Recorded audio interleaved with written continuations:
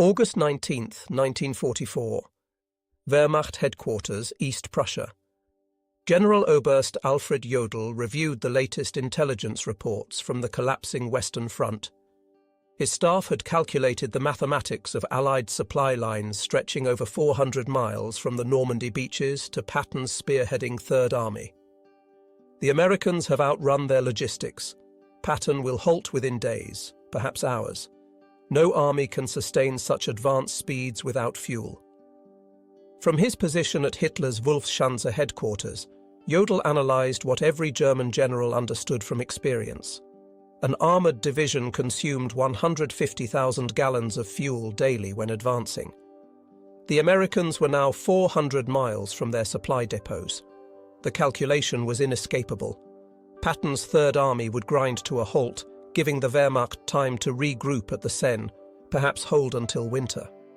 What Jodl didn't know was that 125 miles away, 5,958 trucks were already rolling eastward in an endless convoy, headlights blazing in defiance of military doctrine, carrying 12,500 tons of supplies every 24 hours. The Red Ball Express, a logistics operation so audacious that German military science had never conceived it possible, was about to shatter every assumption about mechanized warfare. Within 72 hours, Patton's supposedly immobilized tanks would crash through German positions at the Seine. Within a week, they would liberate Paris. Within a month, they would stand at the German border. The Wehrmacht's finest military minds were about to receive a lesson in American logistics that would redefine their understanding of modern warfare. Delivered by 23,000 truck drivers, 75% of them African American, who turned a one-way highway system into the most efficient military supply line in history. The German General Staff's confidence in American logistical failure stemmed from decades of military experience and recent observations. The Wehrmacht had pioneered Blitzkrieg, revolutionized combined arms warfare, and understood intimately the tyranny of supply lines. Their own campaigns had repeatedly stalled when logistics failed to keep pace with tactical success. In Russia, the Wehrmacht's advance had foundered not from Soviet resistance initially, but from the simple inability to supply forces across vast distances. German trucks broke down on Russian roads. Horse-drawn wagons, still 80% of German military transport, couldn't match the speed of panzer spearheads. Railway gauge differences meant supplies piled up hundreds of miles from the front. General der Panzertruppe Heinrich von Luttwitz, who would command 47 Panzer Corps from September 1944, had written in July, "The Americans faced the same logistical impossibility we faced in Russia. Their mechanical advantage becomes a disadvantage. Machines require fuel, ammunition, parts. They have advanced 400 miles in 30 days. History teaches us what comes next: paralysis." German intelligence meticulously tracked American consumption rates. A single Sherman tank burned 0.5 miles per gallon on roads, far worse cross-country. An infantry division required 700 tons of supplies daily. An armoured division needed 1,000 tons. Patton commanded 12 divisions advancing on a 60-mile front. The mathematics seemed irrefutable. 12,000 tons daily, transported 400 miles from the beaches over damaged roads, through a transportation network the Germans had systematically destroyed during their retreat. General Major Siegfried Westphal, who would become Chief of Staff to Field Marshal von Rundstedt in September, calculated on August 20th, "Even if the Americans possessed unlimited trucks, which they don't, and perfect roads, which they don't, and no mechanical failures, which is impossible, they still couldn't sustain Patton's advance more than another 48 hours. Physical laws cannot be violated, not even by American industry." At 2 p.m. on August 25, 1944, in a requisitioned French chateau near Lessay, Lieutenant Colonel Laurent Ayres of the Motor Transport Service faced a room full of skeptical officers. The math they presented was stark. Patton's Third Army was consuming supplies faster than any army in history, advancing at speeds that defied all logistical planning. Traditional supply methods, railway transport, scheduled convoys, depot-to-depot distribution, had collapsed under the strain. "Gentlemen," Ayres announced, "we're going to create a one-way highway from Cherbourg and the beaches to the front lines. Every vehicle will run 20 hours out of 24. No stopping except for gas and emergencies. We'll move 12,500 tons daily minimum." The name came from railway terminology. A red ball freight was an express shipment that took priority over everything else. The Red Ball Express would operate on the same principle: absolute priority, no delays, no exceptions. The technical specifications defied German military doctrine. 2 parallel one-way highways, one for loaded trucks going forward, one for empties returning. 24-hour operations with headlights blazing, abandoning blackout discipline. No-stop policy except for fuel and mechanical failure. 5-minute convoy intervals, maintaining 35 miles per hour average speed. Mobile maintenance units every 50 miles. MP checkpoints removing any vehicle below 25 miles per hour. Colonel Charles O. Thrasher, commanding the advanced section of ADSEC, Advanced Section Communications Zone, reviewed the projected numbers. "We need 140 truck companies, 5,958 vehicles minimum, operating at 90% availability. That's impossible by any logistics textbook ever written." Yet within 36 hours, the impossible was operational. On August 26, 1944, drivers from the 3916 Quartermaster Truck Company climbed into their GMC CCKW 2.5-ton trucks, nicknamed the Deuce and a Half, loaded with 105mm artillery shells bound for Patton's guns at Melun, 300 miles east. The demographic composition of the Red Ball Express would have stunned German racial theorists. Of the 23,000 drivers who would eventually operate the route, approximately 75% were African American soldiers, serving in a still segregated army. These men, who couldn't eat in white restaurants or use white facilities in much of America, were keeping the most celebrated white general's army in motion. The drivers developed their own culture within hours. They painted slogans on their trucks: Patton's Blood Bank, Hitler, Here We Come, Detroit to Berlin Express. They created their own traffic rules.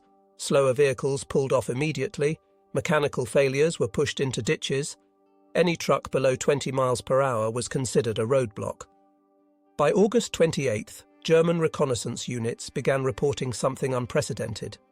Units from Aufklärungsabteilung 116 radioed from positions overlooking the main Red Ball route. Continuous vehicle column, headlights visible for 20 kilometers, no spacing, no blackout discipline. Estimate 1,000 vehicles per hour. Americans have abandoned all military precaution. This violated everything German military doctrine taught. Headlights at night invited air attack. Continuous columns presented perfect artillery targets. No spacing between vehicles meant a single disabled truck could halt an entire convoy. Yet the Americans seemed unconcerned. General Lieutenant Edgar Feuchtinger, commanding the 21st Panzer Division, personally observed the Red Ball Express from concealed positions on August 30th. His report to Army Group B headquarters reflected growing alarm. "The enemy operates a supply system beyond our comprehension. Vehicles pass at 30-second intervals, day and night, without pause. They don't hide, don't disperse, don't follow any rules we understand. It's not military science, it's mass production applied to warfare." What the Germans couldn't understand was that American logistics operated on different principles entirely. Where German doctrine emphasized concealment, Americans relied on volume. Where Germans conserved vehicles, Americans assumed 20% mechanical failure and planned accordingly. Where Germans followed strict military procedure, Americans improvised continuously. The numbers achieved by the Red Ball Express defied German calculations of what was logistically possible. First week, August 25th to 31st, 1944, 89,939 tons of supplies delivered. Daily average, 12,848 tons. Round-trip distance, 686 miles. Vehicle rotations, 5,958 trucks, making 1.5 trips daily. Fuel consumed by the operation itself, 300,000 gallons. German logistics specialists captured these numbers from American documents and dismissed them as propaganda. But the numbers were real, and they were accelerating.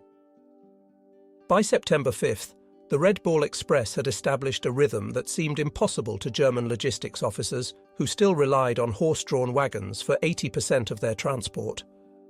Convoys departed every 5 minutes from the western terminus. Average convoy, 67 vehicles. Load per vehicle, 5 tons standard, 7 tons frequent overload. Time to cover 350 miles one way, 14 hours average. Turnaround time at each end, 2 hours. Vehicles in constant motion, 5,000 at any given moment. The Red Ball Express generated innovations hourly as drivers and mechanics solved problems German military science considered insurmountable. When trucks broke down, approximately 1,800 daily, mobile maintenance units performed repairs on the roadside. Mechanics developed a triage system, 15 minutes to fix or push it off the road. Parts were cannibalized from vehicles deemed unrepairable. Engines were swapped in 45 minutes using mobile cranes. When the designated Red Ball route became congested, drivers created alternate paths. They commandeered French buses to move personnel and free up trucks for cargo. They borrowed German vehicles, painting them olive drab and pressing them into service. They built bypasses around destroyed bridges, using rubble from bombed buildings as roadbed. The Germans, observing this chaos that somehow produced order, couldn't comprehend it. German logistics doctrine emphasized careful planning, maintenance schedules, and proper procedures. The Americans violated every principle, yet their system accelerated rather than collapsed. The most stunning revelation for German observers was American fuel management. The Red Ball Express consumed 300,000 gallons of gasoline daily just for its own operations, more than many German armies received for all purposes. Yet fuel never ran short. The Americans had created a parallel marvel, Operation Pluto, pipelines under the ocean, laying fuel pipelines across the English Channel.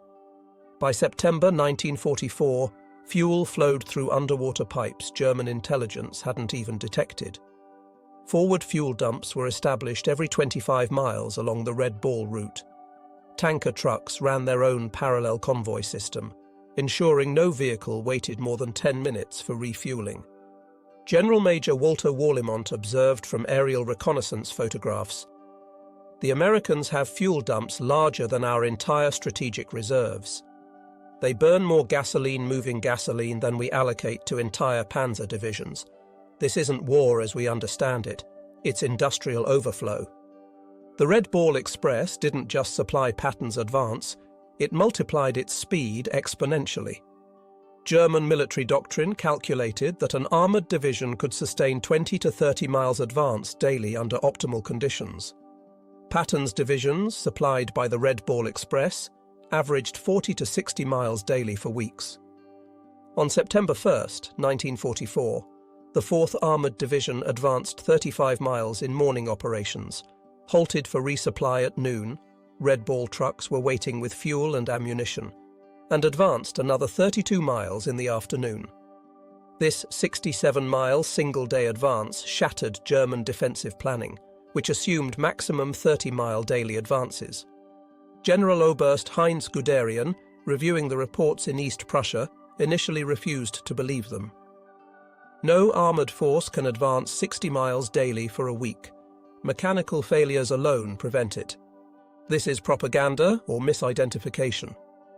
But intercepted American radio traffic confirmed it. More disturbing for German commanders, the Americans were broadcasting their positions openly, without code, supremely confident in their ability to move faster than Germans could react. By September 5, 1944, German intelligence had compiled comprehensive reports on the Red Ball Express. The implications were catastrophic for Wehrmacht planning. Every assumption about American military capability required revision. The report contained observations that defied German military science. Americans wasted vehicles prodigiously, abandoning damaged trucks rather than repairing them. Drivers operated on stimulants for days, violating every principle of personnel management. No camouflage discipline, making the entire system vulnerable to air attack that never came. Mechanical failure rates of 30% daily, simply overwhelmed by redundancy. Fuel consumption that would bankrupt any European military. Field Marshal Walter Model's response revealed growing desperation. If these reports are accurate, we face not a superior army, but a superior civilization. They make no effort to hide because they don't fear us. They waste resources because they have infinite resources. We cannot defeat this with military tactics. The Red Ball Express drivers paid a physical price German observers couldn't see. Drivers operated for 72 straight hours, hallucinating from exhaustion and benzodrine. Accidents killed 300 drivers in the Red Ball's operational period. Trucks collided in fog, overturned on damaged roads, burned when overheated engines ignited. Yet morale remained extraordinarily high. These men, mostly African Americans denied equal rights at home, understood they were making history.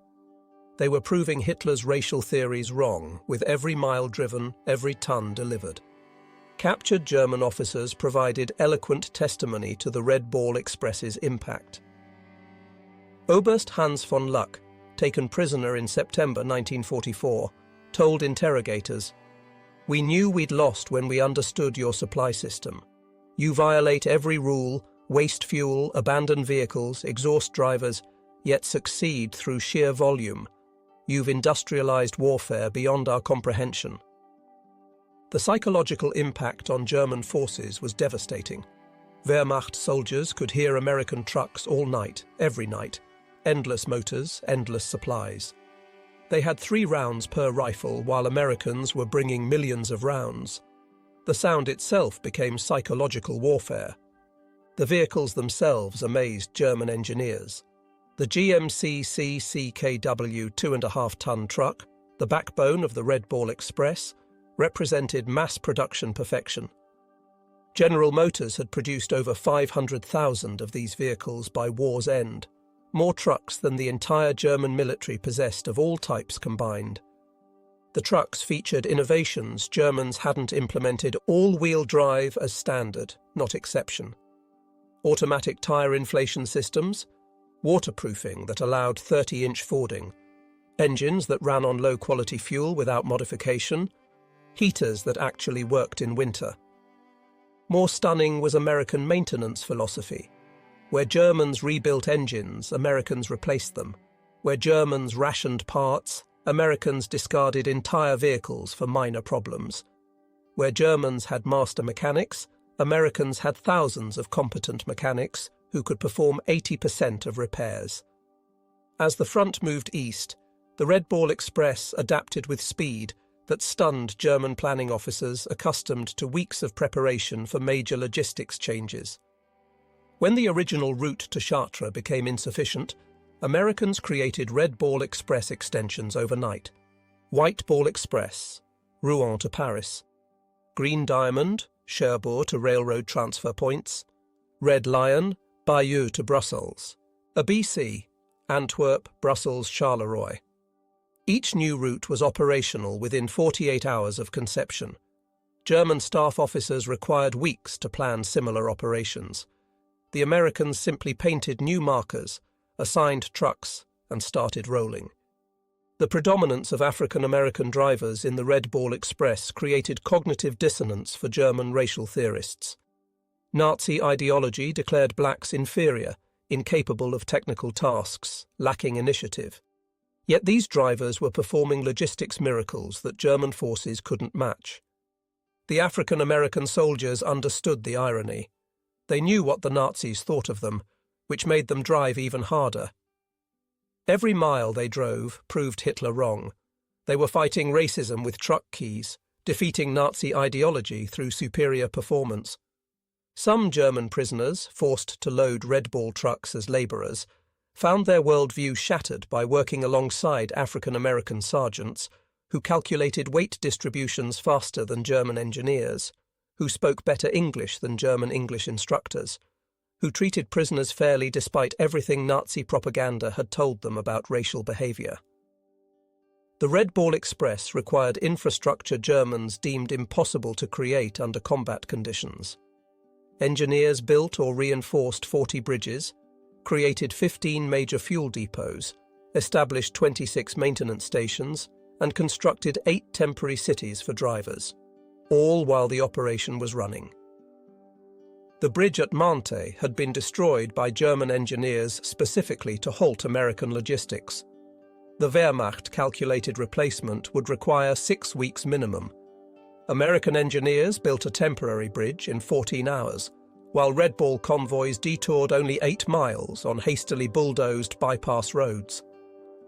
German engineers observed American construction methods with amazement. No planning meetings, no detailed blueprints, just immediate action. They built faster than Germans could destroy, created infrastructure that appeared overnight in French fields. One Red Ball Express achievement particularly stunned German artillery officers: ammunition supply rates that exceeded their highest theoretical calculations. American artillery units fired without restriction, a luxury no German unit had enjoyed since 1942. During the reduction of Metz fortifications in September 1944, the XX Corps artillery fired 100,000 rounds in 24 hours. The Red Ball Express delivered every round, plus 20% surplus. German artillery defending Metz was rationed to 50 rounds per gun per day. The disparity was overwhelming. American guns fired continuously for hours, while German artillery officers calculated that such bombardments required 50 truckloads of ammunition per hour. The Red Ball provided it without pause. The Red Ball Express consumed vehicles at rates that would have paralyzed any other military. By late September, mechanical attrition reached staggering proportions: average vehicle life, 10,000 miles, normal, 30,000. Daily deadline rate, 30% of all vehicles. Engines replaced, 500 weekly. Tyres consumed, 10,000 weekly. Total vehicles destroyed or abandoned, 5,000 plus. Yet the operation never slowed. American production had anticipated such losses. Ships arrived weekly at French ports carrying hundreds of new trucks. Replacement drivers were trained in 2 days and thrown into convoys. German calculations showed Americans destroying more trucks weekly than the Wehrmacht possessed in France. Yet their transport capacity increased rather than decreased. They had achieved something Germans thought impossible: logistics faster than consumption.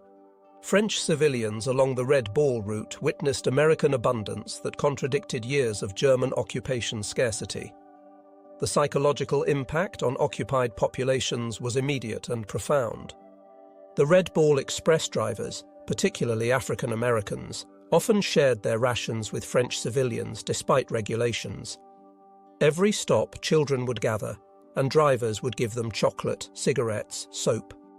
The contrast with German occupation was stark.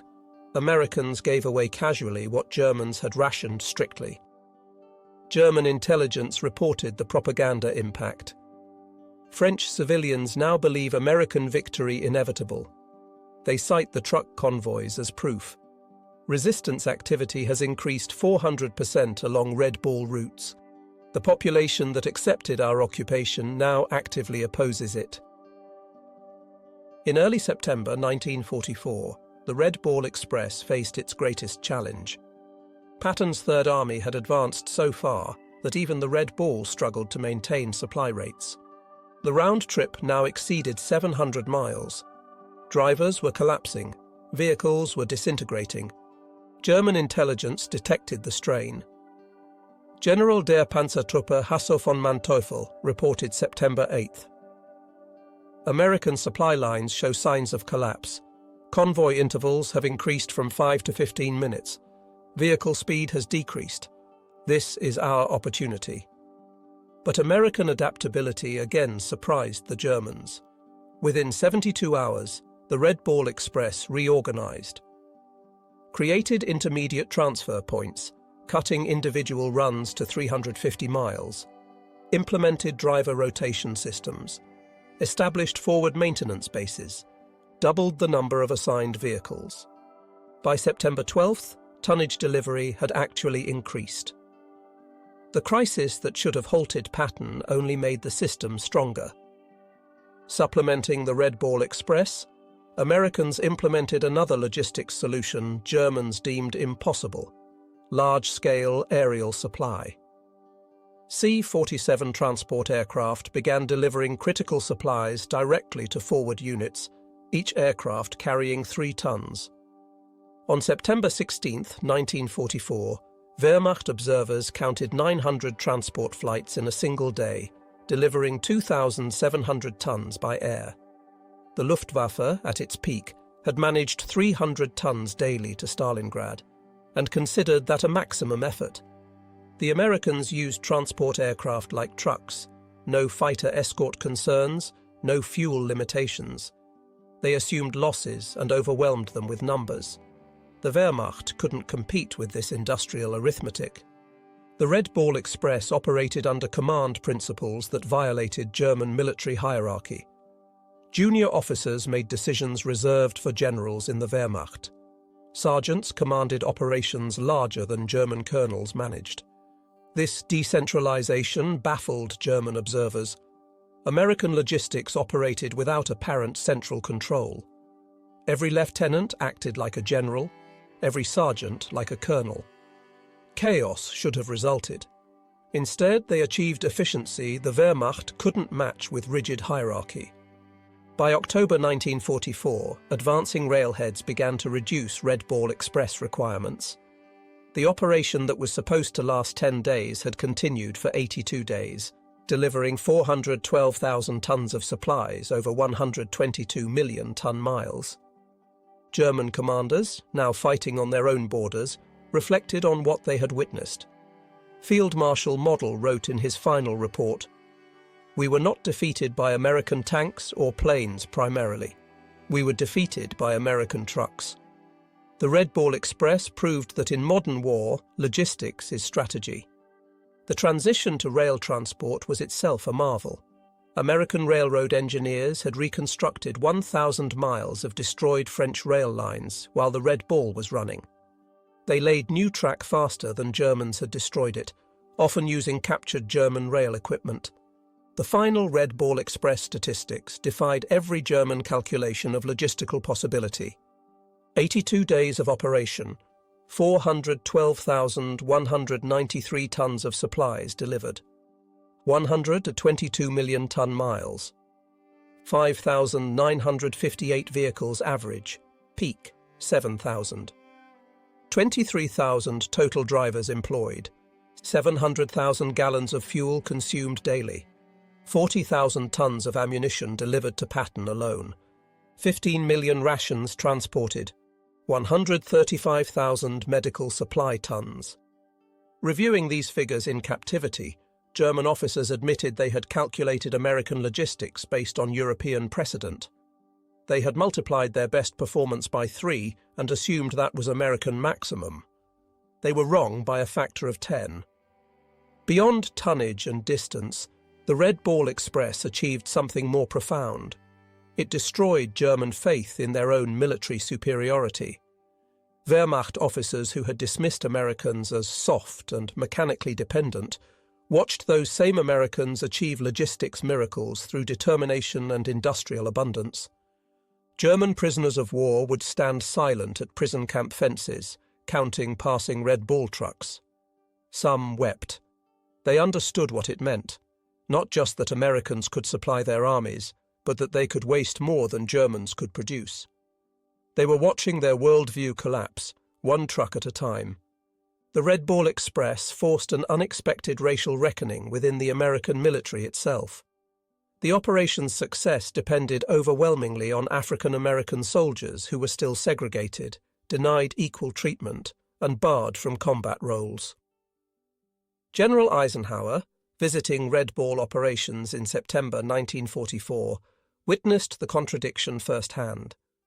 His aide, Captain Harry Butcher, recorded, "The general stood watching coloured drivers who'd been at it for 20 hours straight. He said, 'These men are winning the war as surely as any infantry. We need to reconsider many things.'" The success created pressure for integration that contributed to military desegregation 3 years later. African American soldiers had proved in France what they always knew. Given the tools and opportunity, they would match anyone. The Red Ball was their combat, and they won it decisively. German racial theorists struggled to explain the contradiction. SS racial science publications simply stopped mentioning American logistics operations. The evidence was too overwhelming to deny, too damaging to acknowledge. German military engineers studied Red Ball Express operations intensively after the war. The lessons revolutionized logistics thinking worldwide. Volume overcomes inefficiency. Mechanical redundancy eliminates vulnerability. Decentralized execution enables speed. Standardization multiplies capability. Human endurance has limits, but they're higher than assumed. General Franz Halder, former chief of the German General Staff, wrote in 1950, "The Red Ball Express proved logistics determines strategy, not vice versa. Americans understood this. We learned it too late." Among the 23,000 Red Ball drivers, individual stories of heroism emerged that Germans found incomprehensible within their military framework. These were verified accounts from military records. Corporal John L. Houston drove continuously for 48 hours, delivering ammunition to the 2nd Armoured Division at Cambrai, falling asleep at the wheel 3 times but continuing after being revived by other drivers. Private Booker T. Washington's truck caught fire from overheated brakes while carrying medical supplies. Instead of abandoning it as procedure required, he drove the burning vehicle 2 miles to a field hospital, jumping out as flames reached the cab. The supplies saved wounded soldiers from both armies. These stories, multiplied thousands of times, revealed American military culture to observing Germans, individual initiative, calculated risk-taking, and mission accomplishment over regulatory compliance. Desperately, German forces attempted to create their own version of the Red Ball Express in late 1944. Operation Greif during the Battle of the Bulge included plans for captured American trucks to create German supply lines. The effort failed immediately. German drivers couldn't maintain American speeds. German mechanics couldn't repair American equipment fast enough. German fuel supplies couldn't sustain the consumption rates. Most fundamentally, Germans couldn't replicate the American attitude of unlimited resources. Oberst Otto Skorzeny, commanding the operation, reported, "We captured 50 American trucks. Within a week, 30 were deadlined. Americans would have replaced them. We tried to repair them. That difference explains our defeat." The winter of 1944–45 provided the Red Ball Express's ultimate test. Freezing rain, snow and ice should have stopped wheeled transport. German doctrine stated wheeled logistics became impossible below -10 degrees Celsius. Yet the Red Ball Express continued. Drivers wrapped chains on tyres, poured alcohol in radiators, and kept rolling. Speeds dropped from 35 to 15 miles per hour, but tonnage delivery continued. German observers reported ice-covered convoys moving through blizzards that had stopped panzer divisions. The Americans had created a logistics system that functioned regardless of weather, terrain, or enemy action. It wasn't elegant or efficient by German standards, but it was unstoppable. In May 1945, captured German logistics officers were required to study Red Ball Express operations for historical records. Their conclusions were unanimous and devastating to German military pride. General der Infanterie Friedrich Schulz summarized, The Red Ball Express represents warfare we never imagined. Americans created a temporary civilization, thousands of men, thousands of vehicles, millions of tons of supplies, that existed only to feed armies, then dissolved when no longer needed. We built permanent infrastructure over years. They created superior temporary systems in days. The most insightful analysis came from General Oberst Heinz Guderian, father of German armoured warfare. We invented Blitzkrieg but never solved its fundamental limitation, logistics. Americans solved it through industrial excess we deemed impossible. The Red Ball Express was not a supply line, but a flowing river of material that drowned our forces. The Red Ball Express cost the United States approximately $100 million in 1944 dollars. Vehicles destroyed, fuel consumed, roads destroyed, French claims for damage. German staff officers, accustomed to managing scarcity, found the figure incomprehensible, yet Americans considered it cheap. The operation enabled the capture of 400,000 German soldiers, the liberation of France, Belgium and Luxembourg, and shortened the war by an estimated 6 months. Each day of war cost America $250 million. The Red Ball Express paid for itself in a single day of shortened conflict.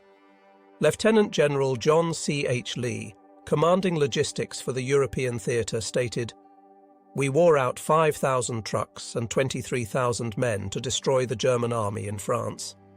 In any previous war, that would be catastrophic losses. In American industrial war, it's acceptable overhead." An unexpected consequence of the Red Ball Express was the revolutionary impact on post-war civilian logistics. Thousands of drivers returned to America with experience operating the world's largest transportation network. These veterans founded trucking companies, designed interstate highways, and created the modern American logistics industry. Companies like Yellow Freight, Roadway, and Consolidated Freightways were started by Red Ball veterans who applied military logistics to civilian commerce. They had learned in France that volume beats efficiency, speed beats perfection, and if you can keep trucks rolling 24 hours, you can move the world. Military historians universally recognize the Red Ball Express as the decisive logistics operation of the European theatre. Without it, Patton's advance stops, Paris falls weeks later, and German forces successfully establish winter defensive lines. The operation validated American military doctrine that emphasized logistics over tactics. While German officers studied Clausewitz and battlefield maneuver, Americans studied Detroit assembly lines and railroad timetables. The Red Ball Express demonstrated that in modern warfare, the ability to supply forces determines victory more than tactical brilliance. On September 15, 1944, Field Marshal Gerd von Rundstedt, Supreme German Commander in the West, received comprehensive intelligence on the Red Ball Express. After studying the reports for hours, he summoned his staff. "Gentlemen," he announced, "we face something beyond military solution. The Americans have created a supply system that makes distance irrelevant. Our strategy assumed their culminating point, where advancing forces outrun supplies. That point doesn't exist. They have revolutionized warfare, and we are fighting the last war." His operations officer, Oberst Hans Speidel, suggested interdicting the Red Ball routes with the remaining Luftwaffe. Von Rundstedt's response revealed complete understanding. "With what shall we interdict? They have 6,000 trucks. If we destroy 1,000, which we cannot, they'll replace them in a week. We'd need to destroy 200 trucks daily just to match their production. We don't have 200 aircraft total." Behind the statistics were human stories that revealed American character to German observers. Drivers who hadn't slept for 3 days refusing relief because their trucks might not make it through. Mechanics working in freezing rain to keep convoys rolling. Teenagers lying about their age to drive trucks. Such stories, multiplied throughout the operation, created a mythology that demoralized German forces. The Americans were not soft as propaganda claimed. They drove themselves harder than Germans drove horses, But they did it voluntarily, not from fear. This made them more dangerous than German doctrine had understood. The Red Ball Express became unintentional propaganda more powerful than any planned operation. German soldiers could hear the convoys at night, endless streams of motors that never stopped. The sound itself became psychological warfare. German units reported hearing ghost convoys that demoralized troops as effectively as actual logistics. The knowledge that Americans had unlimited supplies while Germans rationed their last ammunition created despair that undermined combat effectiveness. American psychological warfare units recognized the impact. They began broadcasting truck engine sounds toward German lines when actual convoys weren't present. German units reported these phantom convoys as real, demonstrating the psychological damage the Red Ball Express had inflicted. In November 1944, with rail lines partially restored, the Red Ball Express was officially discontinued. But its methods had revolutionized military logistics permanently. The concept of continuous, high-volume, wasteful but effective supply became American military doctrine. The final innovation was the speed of dissolution. The massive operation, 23,000 men, 6,000 vehicles, hundreds of installations, disappeared in 72 hours. Troops reassigned, vehicles redistributed, routes returned to civilian use. Germans required months to create smaller operations and years to dissolve them. Americans built what they needed, used it, discarded it, and built something better. When German generals surrendered in May 1945, many cited the Red Ball Express specifically as demonstrating the hopelessness of continued resistance. General der Panzertruppe Hasse von Manteuffel stated at his interrogation, "When we understood your logistics capacity, we knew the war was lost. You could supply armies faster than we could destroy them. The Red Ball Express was a weapon against which we had no defense." Field Marshal Albert Kesselring, among Germany's most competent commanders, was asked what most surprised him about American forces. His answer, "Not your tanks, not your planes, but your trucks." The Red Ball Express showed us that you had militarized your entire society's production capacity. We were fighting your factories, not just your soldiers. The final statistics of the Red Ball Express stand as testament to American industrial warfare. Total cargo delivered, 412,193 tons. Total distance covered, 122 million ton-miles. Trucks employed, 5,958 daily average, 7,000 peak. Drivers involved, 23,000 total. Operating days, 82. Fuel consumed, 57 million gallons. Tires worn out, 180,000. Vehicles destroyed, 5,000 plus. Cost, $100 million. German divisions defeated through supply advantage, 47. Estimated war days shortened, 180. These numbers tell a story that transcended military operations. They represent the moment when warfare changed forever, when industrial capacity became more important than tactical brilliance, when logistics determined strategy rather than serving it. In 1994, on the 50th anniversary of D-Day, the United States Postal Service issued a commemorative stamp honoring the Red Ball Express at the National Postal Museum in Washington, D.C. The ceremony recognized the operation that had been overshadowed by combat operations, but proved equally decisive in Allied victory. Veterans who attended spoke of their pride in an operation that proved American industrial might and individual determination could overcome any obstacle. They had driven through exhaustion, through mechanical failure, through weather that stopped armor. They were black soldiers mostly, segregated, discriminated against, denied recognition during the war. But they had delivered victory at 35 miles per hour. The Red Ball Express proved that in modern warfare, logistics is not support, it is the main effort. The operation demonstrated that industrial democracy could mobilize resources on a scale that totalitarian efficiency couldn't match. German generals who had laughed at American logistics were silenced by 6,000 trucks delivering 12,500 tons daily across 700 miles of liberated France. They had assumed Americans would follow European precedent, conserve resources, advance cautiously. Instead, Americans created a logistics tsunami that drowned German forces in Allied abundance. The operation's success came not from military genius, but from American characteristics Germans never understood: industrial excess, mechanical aptitude, improvisational skill, and most importantly, the initiative of individual soldiers who made independent decisions that in the Wehrmacht would require field marshal approval.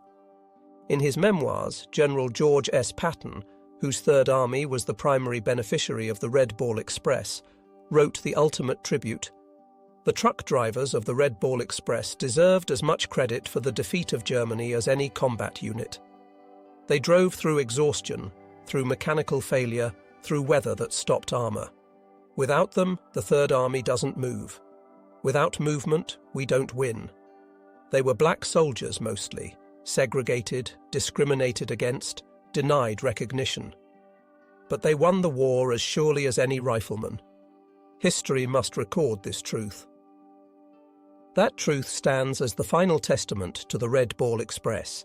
23,000 mostly African-American drivers, operating 6,000 trucks on a one-way highway to victory, achieved what German military science declared impossible.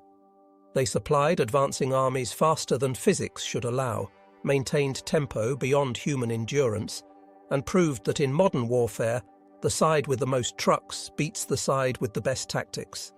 The German generals had laughed at American logistics, dismissing it as wasteful, undisciplined, impossible to sustain. 82 days later, those same generals surrendered to armies supplied by the Red Ball Express, finally understanding that American trucks had defeated German tanks, that industrial abundance had overwhelmed military excellence, that logistics had become strategy. The Red Ball Express ended on November 16, 1944, but its impact echoed through military history. It proved that in the industrial age, victory belongs not to the bravest soldiers or brightest generals, but to the nation that can deliver the most supplies, the fastest, the farthest.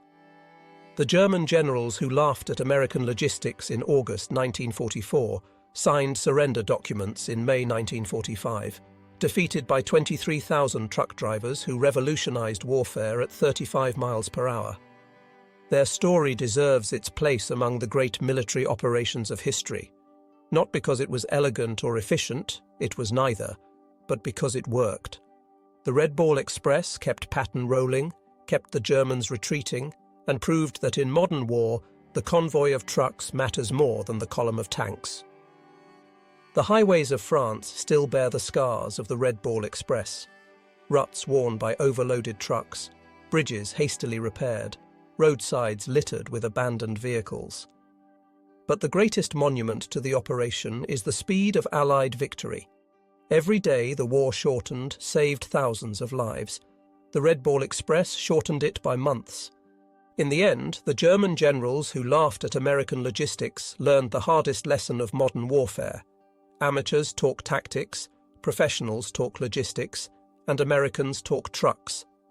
The Red Ball Express was America talking very loudly indeed, in the roar of 6,000 engines that never stopped, carrying democracy and destruction at 35 miles per hour down a one-way road to victory. The last word belongs to a German officer whose name is lost to history, quoted by a Red Ball driver at the 1994 commemoration.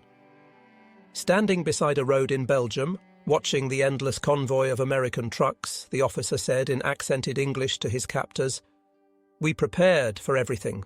Your tanks, your planes, your ships. We never prepared for your trucks. How do you defeat an enemy who has more trucks than you have soldiers?" The answer rolled past him at 5-minute intervals, driven by exhausted Americans who were rewriting the rules of warfare one delivery at a time. The Red Ball Express had made logistics into strategy, supply into victory, and trucks into the most decisive weapon of the European war. The German generals stopped laughing when they understood this truth, But by then, Patton was already at their gates, supplied by the greatest logistics operation in military history.